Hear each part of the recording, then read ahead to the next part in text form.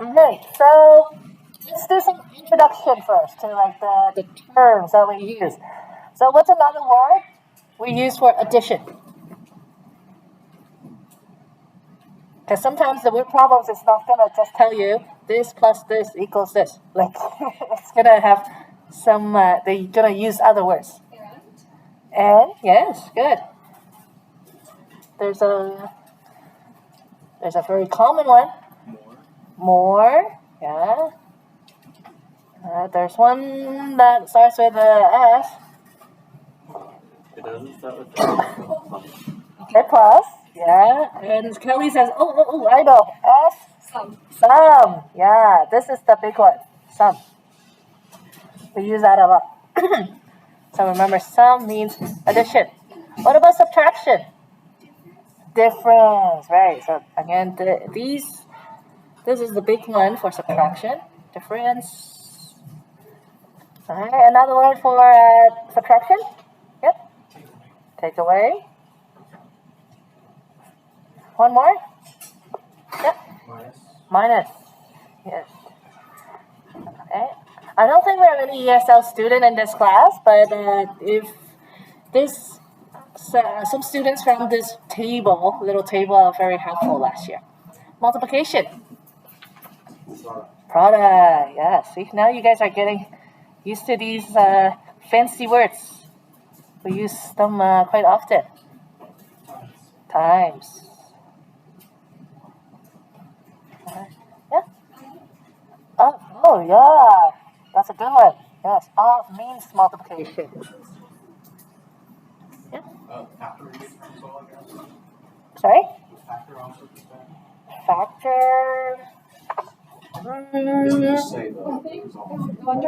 others, right?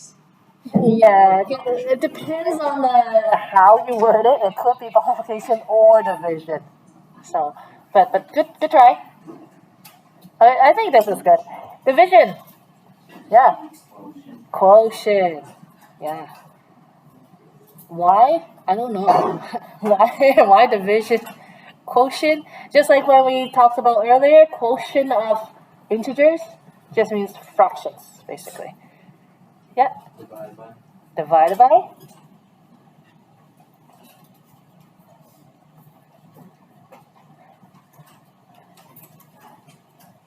Anything else?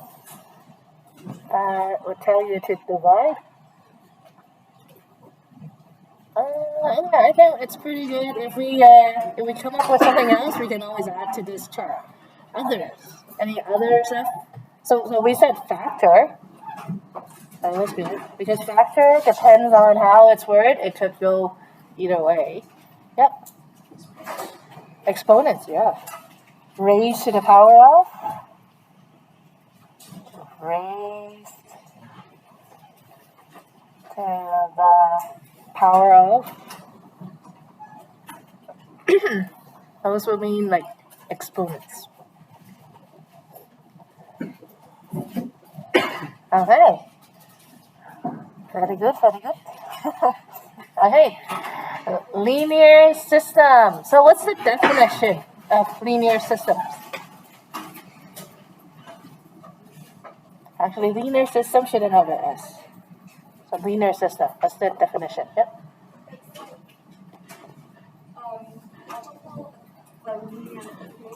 Good. So how many?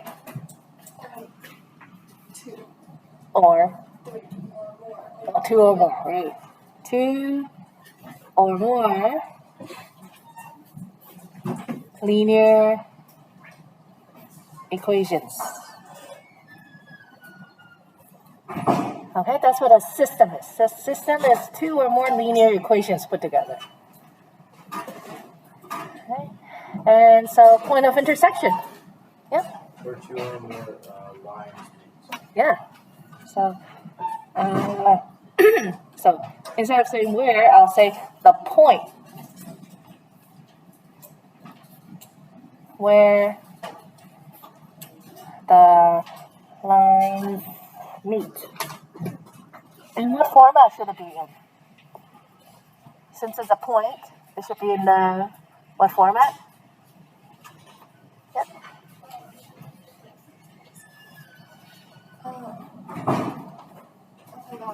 that literally coming down?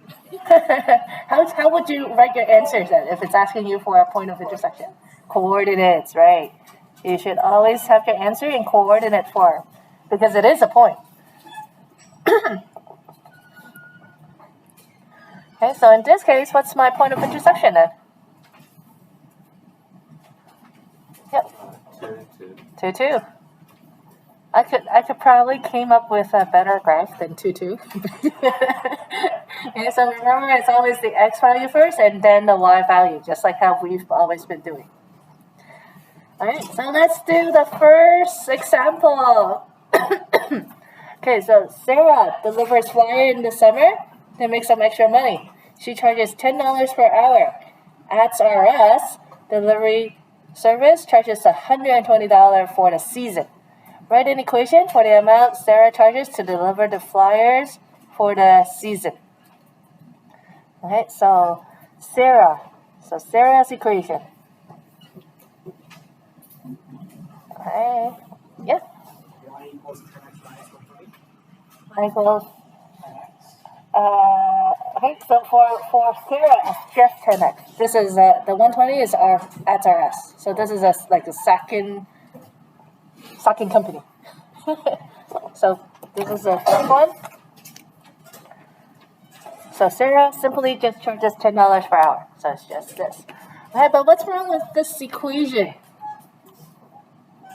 It's right, but it's not totally right. What is x and what is y? Yeah, you have to define your variable. I don't know what x is. I don't know what y is. Let x be Hours to work. number of hours. Good. And y? Cost. What's it cost? Okay. When you get into grade 11, you want to make sure you have the habit of defining your variables, because then you'll be dealing with a lot more variables than just 2 or 3 in grade 10. What about the equation for SRS? Yeah? Good job. So for SRS, what a great name. Y equals just 120. 120x or just 120? Why? Because it's for one season. Exactly, good. Remember your x represents number of hours. In this case, it doesn't matter how long SRS take to deliver the flyers, whether they take 1 hour or like 1,000 hours. They're charging just 120 for the season, so there's no x after it. It's just 120 flat. Hey, so what is the intersection point of the two linear equations? So I'm gonna use since some of you probably wants to do substitution and elimination already. I know that's the easiest way. For the sake of the lesson today, we're gonna go to decimal. And remember, the first lesson is by graphing.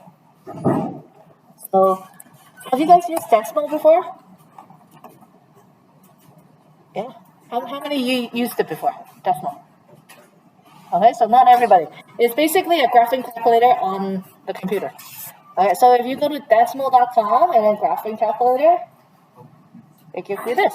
So then here on the left side, you can type in your equation. Y equal 10x. Ta-da! There's your graph. Second equation, type below it, y equal 120. And ta-da! There's your second graph. Okay, how come I don't see 2 lines? Because 120 is way Way up, yeah. I only see 6 up here. So what you can do is either zoom out or change your setting right here. So y, we can go to like 100 to 130, something like that. Okay. And then the x, obviously, we need to change to. So, 100. This is 50. Yeah. Alright. So basically I changed the scale and now I can see my intersection point right here. Now if the other thing you could do instead of changing the scale, you could have just used your scroll on your mouse to zoom out. Okay. And when you click on that intersection point, it will tell you exactly where they intersect. So by graphing, you can see that your point of intersection is 12, 120. Okay, so this is your second equation. This is your first equation. 12 and 120. Okay. By graphing, we got 12, 120. Right? In the context of this question, you are sure gonna be getting this question on the test. Okay. In the context of this question, what does the point of intersection represent? It represents at what time the cost for Angela and Sarah's delivery are. Okay. So in this case, more specifically, so what you did was you defined the point of intersection, and I've got answers before that people tell me that where the two lines intersect. Okay, but again, context of the question. So you have to refer to these numbers as well. So make sure you talk about these numbers in your answer. So Paul, how would you say it in a complete sentence? I didn't talk about the numbers. What I wrote was the when Sarah's delivery becomes more expensive than Anne's. So, but not more expensive. Remember, point of intersection means what Ariane said. What Ariane said, where they're equal. Yeah, so not more than, but where they're equal. Yeah. When it comes to this question, it's how much you need to sell the break even, right? How many hours you work? Yeah, I mean, sorry. Yeah. Works great. Yeah. But still, I'm still looking for that complete sentence that has the number 12 and the number 120 in my sentence. Sarah spent 12 hours to meet the delivery cost that she has to pay to us for $100. Well, she's not paying Arts RS. Yeah, it's two different. Alright, so I like the first part when Sarah works 12 hours. So I like this part, but what is that 120? Yeah. When Sarah works 12 hours, she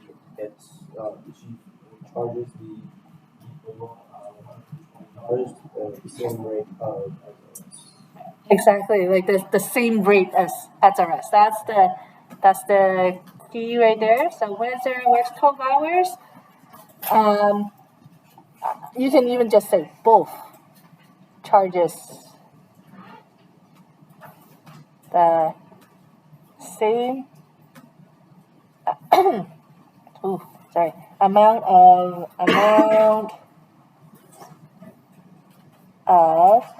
$120. Alright. 120, your unit is dollar sign. For the 12, your unit is hours. So when you answer these type of communication question on the test, make sure you have to include the number and include the unit. Alright, so I'll highlight that. Alright. A lot of people got this, a lot of people from my past experience, they had no problem finding that point of intersection.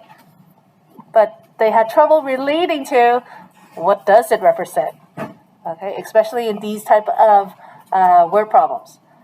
So, yeah. Isn't it more what it tells us than what it represents? Because what the point of checking really represents is when both delivery services charge the same. Mm-hmm. It's just telling us exactly how much. Wouldn't it be say, what does the point of intersection tell us about the delivery services. Would that be Yeah, so like when you guys were telling me the answers, like a lot of you guys didn't talk about the 12 hours, because the whole if you guys just tell me in general that it's where they charge the same, then what was the point in doing all this, right? So, like, I want to know if you guys understand what that point of intersection represents, and when we get into the actually that's a good question. I wanted to talk about that too.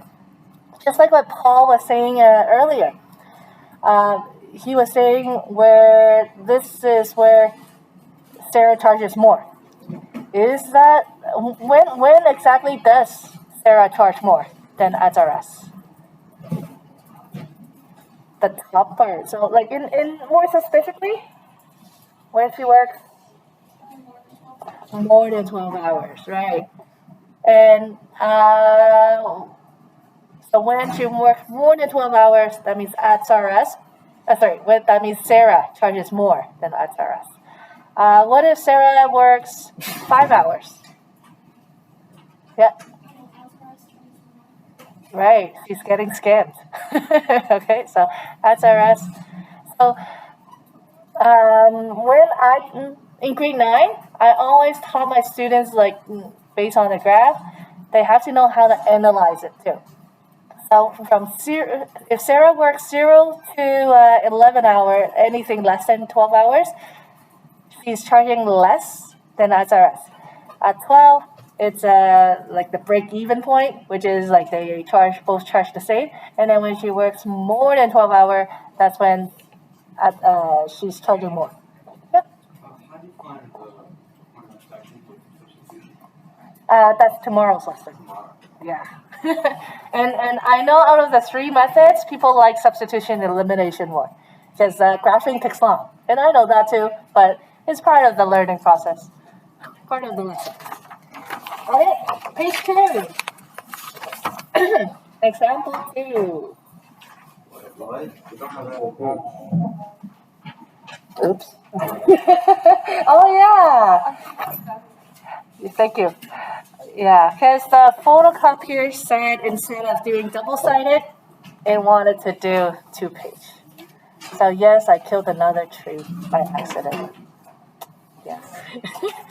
I made sure I pushed that button to say double-sided, but I don't know why it didn't.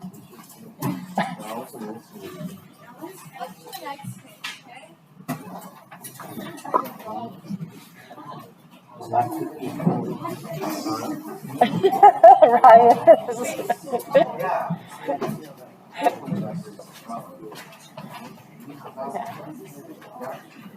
Yeah.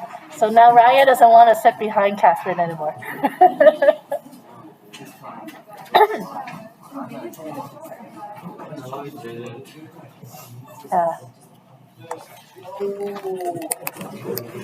You thought I was too nice to give you guys just one example for the lesson, right?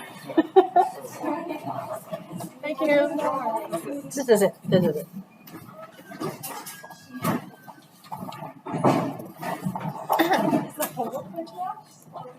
It's online. Yeah, so there's no page 3. Okay.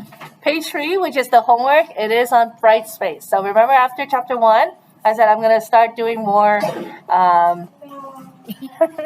I'm gonna start putting more stuff on the having you guys access through Brightspace rather than killing trees. Okay. So example 2, find the point of intersection for the 2 lines by graphing. So as we were saying on the test, I'm gonna ask you all 3 methods, and when I do say which method to use, you will get marks off if you don't use that method, because I want to make sure you know how to use all 3. So method 1, let's do by y equals mx plus b form. We're doing a graph like this. Can we assume that each box is a unit, or do we have to scale it? Up to you. Yeah, it's So if we don't put a scale on it. yeah. Just like what I said last week, I don't need you to write those like tiny little numbers there and waste time. I'd rather, you guys spend the time on actual math. So equation number 1 right here, x plus y equals 6. I need to rearrange it into y equals mx plus b form. Okay, so by now, everyone should know how to rearrange this. It was on your test. Okay. Move that x over. So y equal negative x plus 6. That's my first equation. Second equation, 2x minus y equals 6. Okay. I can move the y over this way and the 6 over this way so that I get that positive y. So when I do that, I get y equal 2x minus 6. So those are my two equations after rearranging it. So what's my slope here? What's my y-intercept here? Again? Yeah.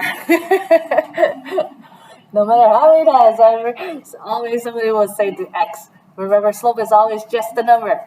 And b? Y-intercept is 6. Perfect. Thank you. What about this? What's my slope? Huh? -2. Not negative, +2. +2. And my y-intercept? -6. Perfect. Thank you. So in this case, since my numbers are pretty small, it makes sense for each square to just be 1. Right? So I'm gonna plot my y-intercept first. 6. 1, 2, 3, 4, 5, 6. Alright, plot my y-intercept and then my slope. Down 1 over 1. Down 1 over 1. Down 1 over 1. Especially when you're trying to look for the intersection point, it will be great if you do a few more points. So the more accurate your line is, the better we can get our intersection point. Alright, since we are basing it on the graph, we have to be as accurate as we can. So this is equation 1. And my second equation, I plot my y-intercept first. -6. 1, 2, 3, 4, 5, 6. And I'm gonna do a slope of 2. So up 2 over 1. Up 2 over 1. Up 2 over 1. Up 2 over 1. Up 2 over 1. How long do I have to go? Okay. Just till you reach the one, just until you touch the other. Perfect, yeah. So just as soon as I see my intersection point, I'm basically, okay, I'm done. I can draw my line. Yeah.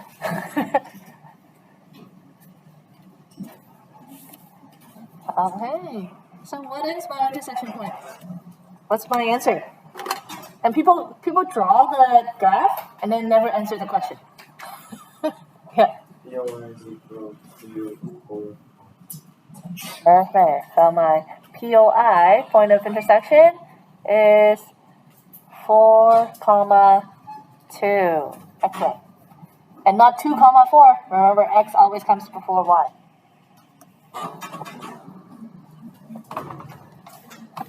Okay. So you see how I said if you know how to graph one line, you can graph 2 lines. Okay, last example. Find the point of intersection for this equation and this equation using intercepts.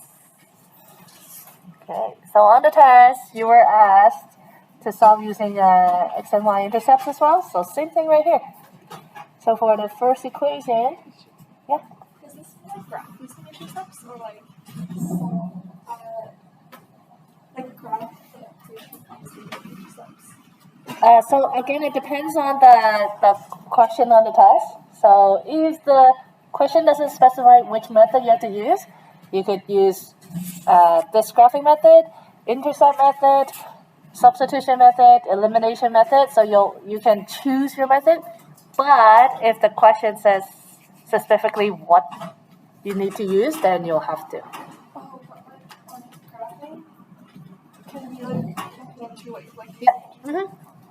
Yeah. So it depends on the question. So To find the x-intercept, you let y equals 0. So you have x equals 3. Okay. So then your intersection point right here is 3 and 0. For y-intercept, you're going to let x equals 0. Ooh, good morning. I think that woke some people up. To find the y-intercept, you let x equals 0. So y equals negative 3. Right, when this is 0, you have negative y equals 3, so y equals negative 3. And your point of intersection here would be 0, negative 3. So this is not new. This we did a few days ago. So 3, 0, and 0, negative 3. Okay.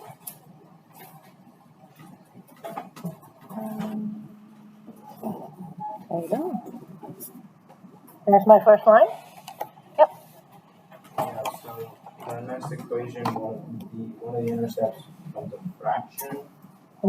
Just estimate where it lands.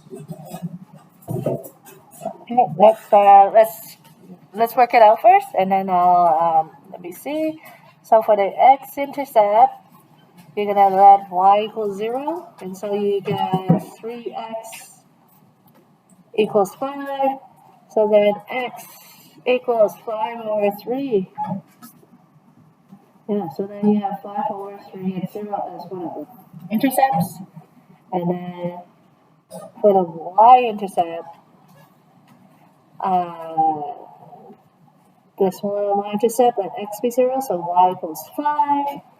So your second point is 0, 5. Yeah? Would you normally write like coordinates as an overall function or as a method? When we do algebra, we always prefer mixed numbers. But in terms of graphing, because of slope and like the rise over run and things, we do prefer improper fraction work because especially when you need to change it back into a standard form, it is easier.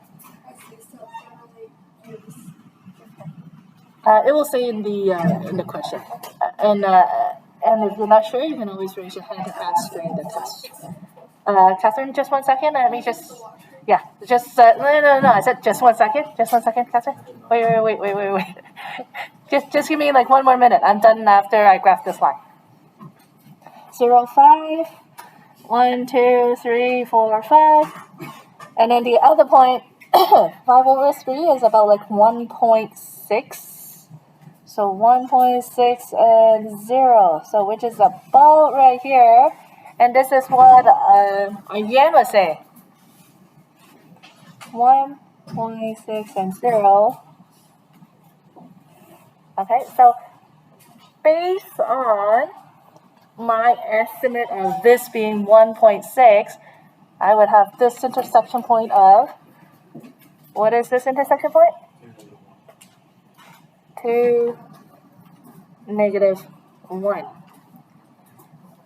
Okay. Now, how accurate is graphing? Nothing. So that's why we have tomorrow's method, substitution and elimination.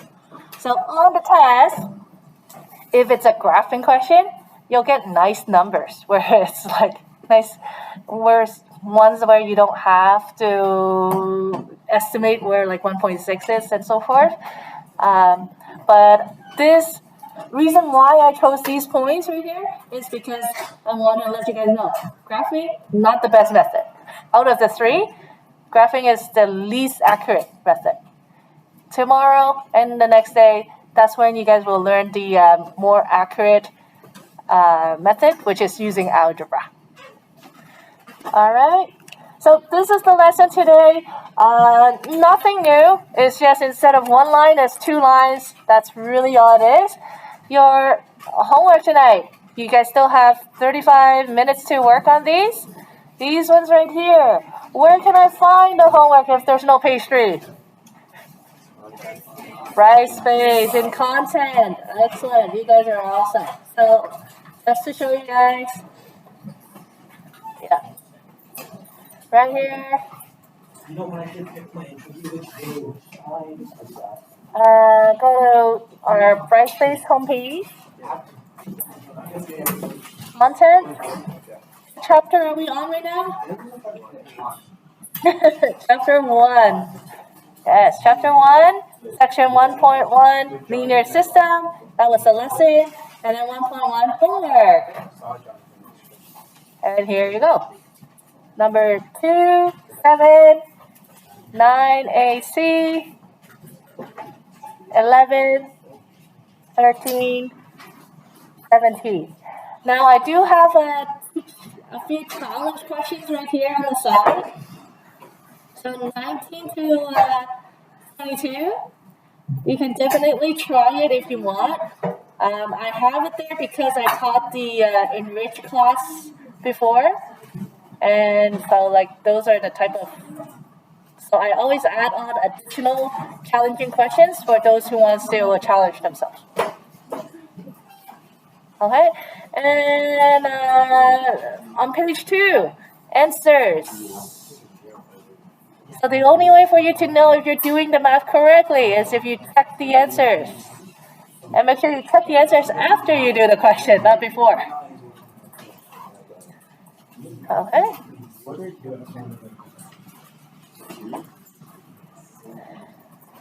And if you looked ahead, you can see that in chapter 1. See? Substitution 1.2, elimination 1.3, and that's it for chapter 1. Chapter 1 is super short.